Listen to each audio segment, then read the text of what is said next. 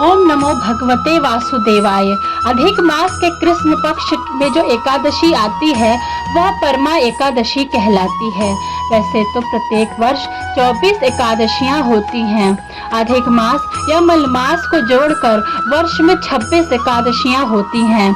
अधिक मास में 2 एकादशियां होती हैं, जो पद्मनी एकादशी जो कि शुक्ल पक्ष में होता है और परमा एकादशी जो कि कृष्ण पक्ष के नाम से जानी जाती है। इसके व्रत से सभी पाप नष्ट हो जाते हैं तथा मनुष्य को इस लोक में सुख तथा परलोक में सद्गति प्राप्त होती है।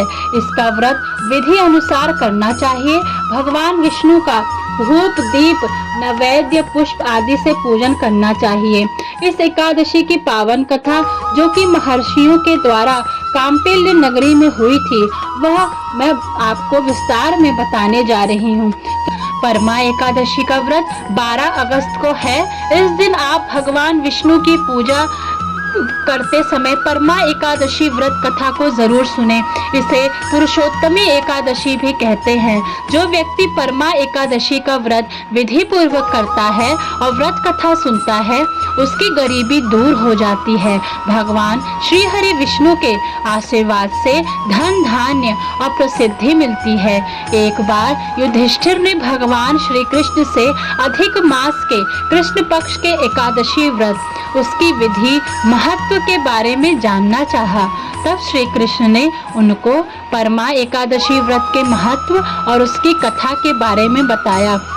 भगवान श्री कृष्ण ने युधिष्ठिर से कहा कि अधिक मास के कृष्ण पक्ष के एकादशी को परमा एकादशी या पुरुषोत्तमी एकादशी कहते हैं। श्री कृष्ण ने परमा एकादशी व्रत की कथा कुछ इस प्रकार बताई। एक समय की बात है, काम्पिल्य नामक नगर में एक ब्राह्मण परिवार रहता है। परिवार के मुखिया का नाम सुमेधा था। सुमेधा और उसकी पत्नी धर्म कार्य करते थे। सुमेधा की पत्नी पतिव्रता स्त्री थी। वह अपने अतिथियों का सत्कार सेवा भाव से करती थी। जो भी उसके द्वार पर आता था वह उसका आदर सत्कार करती थी।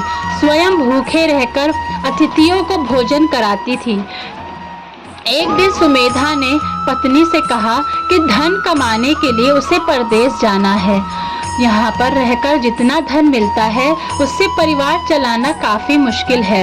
इस पर उसकी पत्नी ने कहा कि मनुष्य को अपने भाग्य और पिछले जन्म के कर्मों के अनुसार ही फल मिलता है।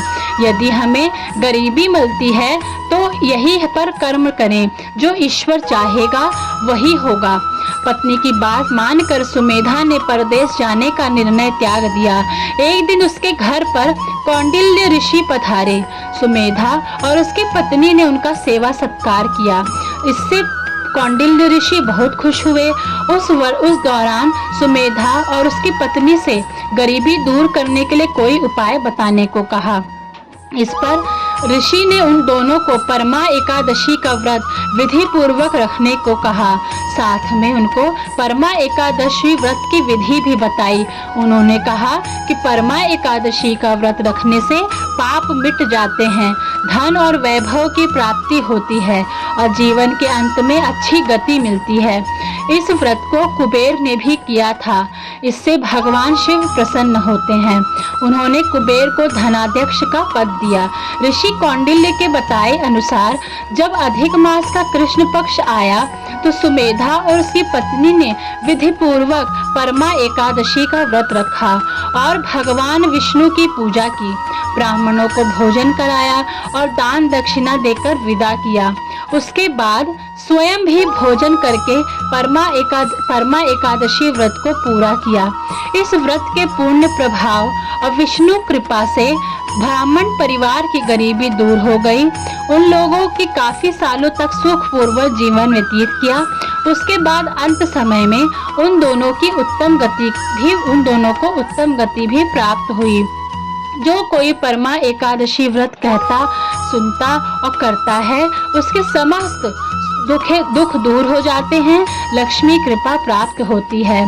परमा एकादशी अर्जुन शुक्ल पक्ष के